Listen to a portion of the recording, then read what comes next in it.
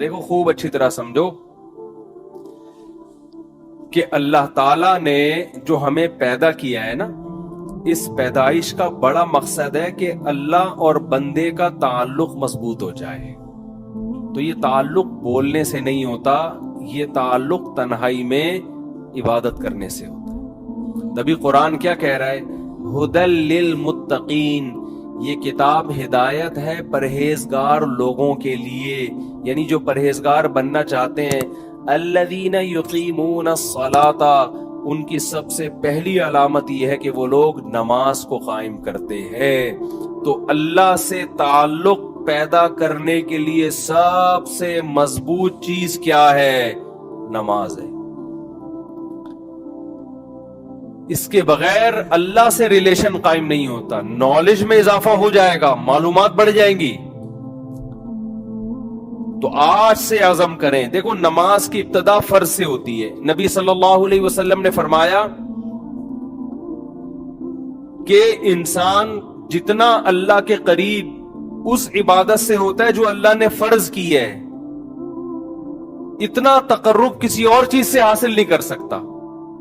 حضرت عمر نے دیکھا کہ ایک صحابی کے بارے میں پوچھا، فجر میں نہیں تھے، تو کسی نے کہا کہ وہ ساری رات عبادت کرتے رہے، آنکھ لگ گئی تھی.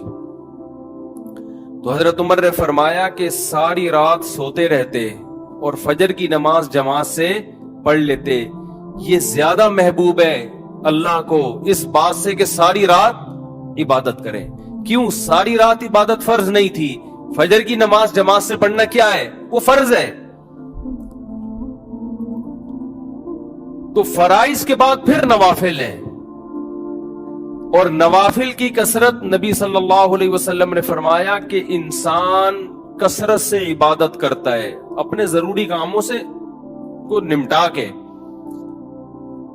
فرمایا کہ اتنی عبادت کرتا ہے کہ یہاں تک اللہ تعالیٰ فرماتے میرا ایسا محبوب بن جاتا ہے کہ میں اس کی آنکھ بن جاتا ہوں جس سے وہ دیکھتا ہے، میں اس کے کان بن جاتا ہوں جس سے وہ سنتا ہے، میں اس کے ہاتھ بن جاتا ہوں جس سے وہ پکڑتا ہے، میں اس کے پاؤں بن جاتا ہوں جس سے وہ چلتا ہے. یعنی یہ مبالغہ ہے. کیا مطلب؟ کوئی کام اس کا پھر میری مرضی کے خلاف نہیں ہوتا. ایسی اللہ کی محبت اسے ملتی ہے. تو بھائی عمل کے لیے صرف علم کافی نہیں ہے، اللہ سے تعلق ضروری ہے. ہم نے اہل اللہ کو دیکھا ہے اکیلے میں سکون سے بیٹھے ہوئے ہیں، جو کہ آج کل کوئی بھی نہیں بیٹھ. اکیلے میں سکون جب ہوتا ہے جب آپ اللہ سے دل لگا لو. تبھی تو حدیث میں آتا ہے نا، قرآن قبر کی وحشت کو دور کرے گا. کیوں؟ آپ دنیا میں تنہا تھے، اکیلے تھے، آپ نے قرآن سے دوستی لگا لی، تلاوت کرتے تھے آپ. سعودی عرب کے بڑے عالم تھے شیخ بن باز رحمہ اللہ تعالی، ان کے بارے میں سنا کہ اتنا زیادہ ذکر کرتے تھے کہ بیت الخلاء میں جب جاتے تو زبان کو دانتوں سے بند کر لیتے تھے، کیونکہ وہ آٹومیٹک ذکر ہوتا تھا. یہی بات یہاں بر صغیر کے ایک عالم گزرے قاری فتح محمد رحمہ اللہ تعالی، ہمارے شیخ مفتی رشید احمد صاحب کے خلیفہ تھے. وہ قرآن کی تلاوت اتنی زیادہ کرتے تھے کہ جب بیت الخلاء یا واش روم جاتے تو زبان کو دانتوں سے دبا لیتے، کیونکہ آٹومیٹک ان کی زبان پہ تلاوت شروع ہو جاتی. ہم نہیں کہہ رہا کہ آپ اتنے بڑے بزرگ بنے، میں کہہ رہا ہوں بھائی فرض تو پڑھ لو نا. کیا خیال ہے؟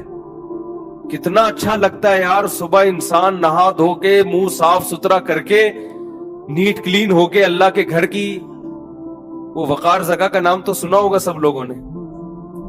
ان کا میں نے محترم کا ایک کلپ دیکھا، مجھے خیال ہوا یار یہ بیان میں بتانے کا ہے. وہ اس وقار زکا صاحب نے کیا کیا کہ صبح فجر کی نماز پڑھنے نہا دھو کے محترم جا رہے ہیں اور محترم صاحب اپنا کلپ بنا رہے ہیں، اور اس کا نام لکھا ہوا ہے 100 چوہے کھا کے بلی چلی حج کو. بس 100 چوہے کھا کے بلی چلی. مجھے بڑا اچھا لگا، میں نے کہا یار یہ کیا. تو وقار زکا صاحب نے کہا کہ دیکھو ٹھیک ہے ہم 100 چوہے ہم نے کھائے ہیں دن بھر میں، لیکن ایک کام ہم اچھا کر رہے ہیں. تو یار چلو بلی حج کو جا رہی ہے تو 100 چوہے کھا کے اگر اس نے غلط کیا تو حج کرنے کے لیے یہ کام تو اچھا کیا نا. تو اس نے کہا آپ صبح صبح اٹھیں، نہائے دھوئیں اور फजर की नमाज जाके पढ़े। तो मुझे इसलिए अच्छा लगा कि यार एक लिबरल आदमी जब इस तरह की बात करेगा ना, तो चलो एक अच्छा पैगाम दिया ना लोगों को कि यार सारा दिन आप बेशक बैठ के 100 चूहे खा लो, दिन की इब्तदा तो तमीज से करो ना। मैं नहीं कह रहा कि वो 100 चूहे खाने वाली बात सही है गलत है, इस बहस में मैं नहीं पढ़ रहा, किसी की शख्सियत पे मैं नहीं जाता कि कौन सही है कौन गलत है, लेकिन मैसेज बड़ा अच्छा दे दिया। मैंने बड़ी रिप्लाई किया, मैंने कहा यार ये मैसेज बड़ा खानदानी दिया, बहुत से लोगों को शायद इससे ख्याल हो कि यार दिन भर जो मर्जी बदमाशियां करें, दिन की इब्तदा तो कम से कम तमीज से हो जाए ना। तो सुबह सुबह नहा धो के, आप कभी नहाओ नहीं बेशक सर्दियों में, वुजू कर लो आप, वैसे नहा के आओ ठंडे पानी से, मजा ना आए पैसे वापस। सर्दियों में कराची की सर्दी काबिले बर्दाश्त होती है, सुबह आप ठंडे पानी से नहाओ, पहला मग्गा काकड़ दिन ना करेगा, उसके बाद बिल्कुल टाइट हो जाएगा हिसाब। या शॉवर जब खोलोगे तो पहली जो छींटे पड़ेंगी वो एक दफा टर्न करके आप हिलोगे, वाइब्रेशन होगी, रीस्टार्ट हो जाओगे आप, बड़ा टाइट हो जाएगा, काम बस खत्म कर रहा हूं। तो जब नहा धो के आप आओ तो आप देखो कैसा सुकून मिलता है इंसान को। हमारी इबादत जो इस्लाम ने रखी है ना, उसमें तहारत रख दी है, इस तहारत से इस इबादत का मजा दुगना हो गया है। अगर इस्लाम में ये वुजू ना होता, या इस्लाम में नमाज के लिए इस्तिंजा ना होता और मिसवाक ना होती, दांत साफ करने ना होते, तो फिर नमाज का आधा मजा तो खराब हो जाता। वुजू में तकलीफ होती है इंसान को, लेकिन ये वुजू इंसान को फ्रेश कर देती है। फिर पाक कपड़े पहन के आने का हुक्म है, अगर नापाकी के साथ इजाजत होती, नमाज की रूहानियत खत्म हो जाती। कितना अच्छा लगता है फजर की नमाज में, और जो फजर में आ गया इसका मतलब बाकी सारी नमाजें पढ़ लेगा वो। तो इरादा करें मेरे भाई कुछ अल्लाह का को याद करने की, और इरादे इब्तदा किससे करनी है? फर्ज नमाज से। और जुर्माना रखें अपने ऊपर। अभी जितने लोग बैठे हुए हैं, अज़म करें कि जिसकी कल फजर की जमात गई उसका नाश्ता गया। नाश्ता उसी दिन करना है जिस दिन फजर की नमाज जमात से पढ़नी है। देखो ताकत की दो किस्में हैं। एक ताकत होती है जो खाना खाने से आती है, एक कमजोर सा बारीक सा इंसान, जो जैसे आजकल के हमारे अक्सर कराची के नौजवान है, ऐसा लगता है हैंगर के पे कपड़े लटके हुए हैं बस। अब कोई इसे कहे कि चला नहीं जा रहा, बैठा नहीं जा रहा, ये चला गया किसी हीरोइनची के पास कि मुझे ताकत चाहिए, उसने हीरोइन का एक टीका लगा दिया, ये उछलेगा ना, छलांगे मारेगा, कूदेगा, एकदम पावर आ जाएगी, आपकी बत्ती सी फाड़ दी इसने, क्या मतलब, क्या ताकत आ गई है इसमें? बोलते क्यों नहीं भाई ये ताकत नहीं है, ये वक्ती है, एक वक्ती उस ब्लड के सर्कुलेशन को एक चीज ने तेज कर दिया। और ये चला गया किसी डॉक्टर हकीम के पास, हकीम साहब मैं चाहता हूं मेरे जिस्म में ताकत आ जाए। तो हकीम इसको डाइट प्लान लिख के दे रहा है कि जिम जाओ, तिनके के दोनों तरफ बटन लगाओ, रोजाना उठाया करो। थोड़े दिनों बाद वो कमीज के बटन हटा के शेरवानी के बटन लगा दो, फिर होते होते वो 2 बटन, उसके बाद फिर 1-1 किलो का वेट, फिर एक दिन आएगा ऐसे वेट उठाओगे। और इस दौरान ये प्लान, इतने अंडे खाने, इतनी रोटियां खानी है। अब वो कह रहा है यार उस दिन चर्सी ने टीका लगाया था, मैं जबरदस्त ताकत आ गई थी मेरी बॉडी में। और ये जो डॉक्टर साहब बता रहे हैं, आज मैं जिम गया तो जाने के बाद बजाय ताकत आने के मैं तो बिल्कुल ही पड़ गया जमीन पे।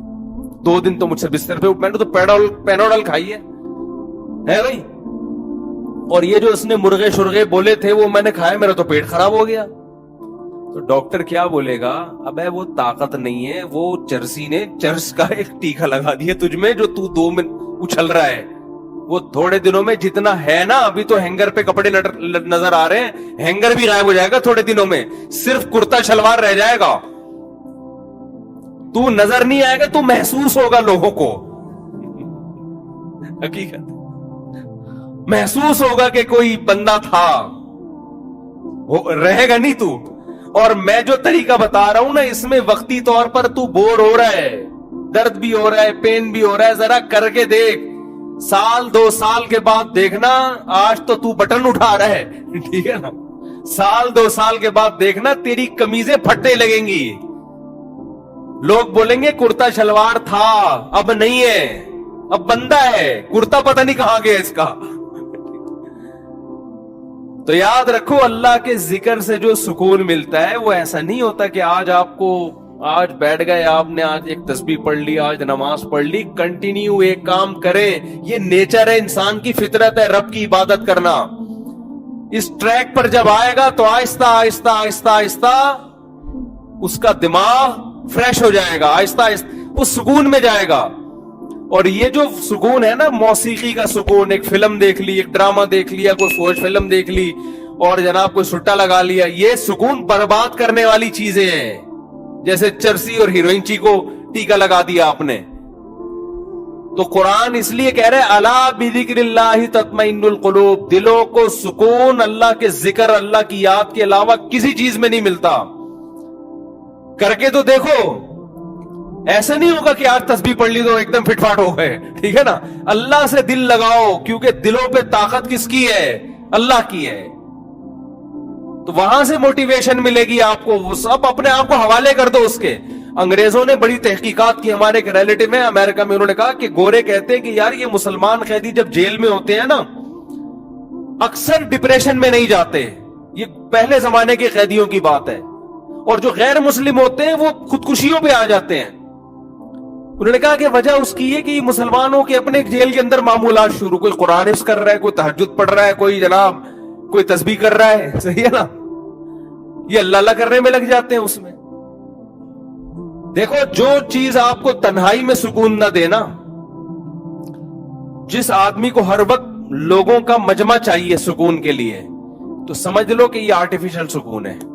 اور یہ خوب اچھی طرح سمجھ لیں، یہ جو آج ڈپریشن، اسٹریس، ٹینشن، یہ سب چیزیں ہیں نا، یہ مسئلے گولیوں سے حل ہونے والے نہیں ہیں، یہ نفسیاتی ڈاکٹروں سے حل ہونے والے نہیں ہیں۔ اس کا قرآن میں اللہ نے ایک ہی علاج بتایا، فرمایا الا بذکر اللہ تطمئن القلوب۔ اللہ کا لفظ دیکھو، اللہ کا مطلب خبردار۔ دیکھو قرآن اگر ایک اعلان کر رہا ہے تو اس کے پیچھے خبردار کا لفظ لگانے کی ضرورت نہیں ہے، بس اللہ کی طرف سے اناؤنسمنٹ کافی ہے۔ وہ اتنی اناؤنسمنٹ بذکر اللہ تطمئن القلوب کہ اللہ کے ذکر سے لوگوں کو دلوں کو سکون ملتا ہے، یہ اللہ کی طرف سے اتنا کہہ دینا کافی تھا یا نہیں تھا؟ کہ اللہ کو یاد کرنے سے دلوں کو سکون ملتا ہے، تو کافی تھا نا اتنا۔ لیکن اللہ نے کیا فرمایا؟ الا، سنو، یہ اس لیے کہ تمہیں دنیا میں ہر شخص یہ بتا رہا ہوگا، کوئی کہہ رہا ہوگا شراب میں سکون ہے، کوئی کہہ رہا ہوگا نائٹ کلب میں سکون ہے، کوئی کہہ رہا ہوگا لڑکیوں سے دوستیوں میں سکون ہے، کوئی کہہ رہا ہوگا کہ چرس پینے میں سکون ہے، کوئی کہہ رہا ہوگا کہ جی گرم گرم کڑک دودھ پتی پینے میں سکون ہے، کوئی کہہ رہا ہوگا کہ جی چرس میں سکون ملے گا تمہیں، کوئی کہہ رہا ہوگا زنا میں سکون ملے گا، کوئی کہہ رہا ہے ڈپریشن کی گولیاں کھانے میں سکون ہے، کوئی کہہ رہا ہے کہ نفسیاتی ڈاکٹر سے یا سائیکیٹرک سے علاج میں سکون ہے۔